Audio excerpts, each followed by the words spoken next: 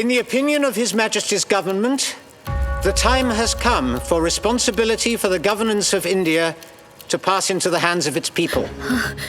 ബാപ്പു കേട്ടായിരുന്നോ? ഓഗസ്റ്റ് 15 സ്വാതന്ത്ര്യം കിട്ടാൻ ഇനി 6 ആഴ്ചയുള്ളൂ. മതത്തിന്റെ പേരിൽ ഇന്ത്യയെ 3 തിരിച്ചിട്ട് അവര് പറയാണ് ഇന്ത്യ ഷാൾ റിമൈൻ യുണൈറ്റഡ്. മതത്തിന്റെ പേരിൽ വേർതിരിക്കുന്നതാണല്ലോ അവരുടെ രാഷ്ട്രീയം. ഒന്നിച്ചു നിർത്തുന്നത് നമ്മുടെ. ഞങ്ങൾക്കൊരു ഇൻഡിപെൻഡന്റ് സോവറിൻ പാകിസ്ഥാനാണ് ആവശ്യം. അതിൽ കുറഞ്ഞ് ഒന്നും വേണ്ട. നമുക്കിങ്ങനെ കൈകെട്ടി നിന്ന് കൂടുതൽ നിരപരാധികൾ മരിക്കുന്നത് കണ്ടു നിൽക്കാനാവില്ല. ജിന്നയുടെ അടുത്ത് ഒരു തരത്തിലുള്ള കോംപ്രമൈസും ഇല്ല. നമ്മൾ പോരാടും ഫാറ്റി, മരണം വരെ പോരാടും. ഈ പോരാട്ടം ജീവൻ എടുത്തുകൊണ്ടല്ല, ജീവൻ കൊടുത്തുകൊണ്ടായിരിക്കണം ജയിക്കേണ്ടത്. സമ്പുഷ്ടമായൊരു ഹിന്ദുസ്ഥാൻ, കരിഞ്ഞുണങ്ങിയ ഹിന്ദുസ്ഥാൻ, ഇതിൽ നിന്നൊരെണ്ണം തിരഞ്ഞെടുക്കണം. അതത്ര ബുദ്ധിമുട്ടുള്ള തീരുമാനമല്ലല്ലോ. It's a suicide mission and you know it. This plan delivers to the Indian people the long-awaited solution. If this plan is set into motion, Hindustan മുഴുവൻ താറുമാറാകും. ഇന്നത്തെ പരിസ്ഥിതിയിൽ സത്യവും അഹിംസയും കൊണ്ടൊന്നും ചെയ്യാൻ പറ്റില്ല.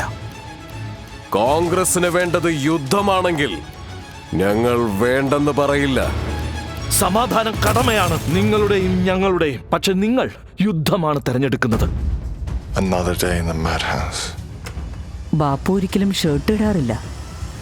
But he always has an ace up his sleeve.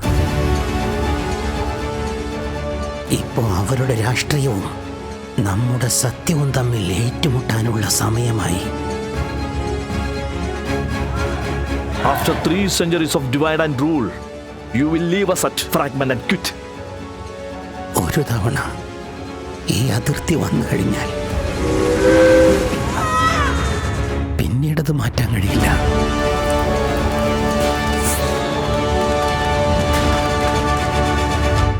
എന്റെ മാത്രമല്ല, കോടിക്കണക്കിന് ഭാരതീയരുടെ കഥയാണ്.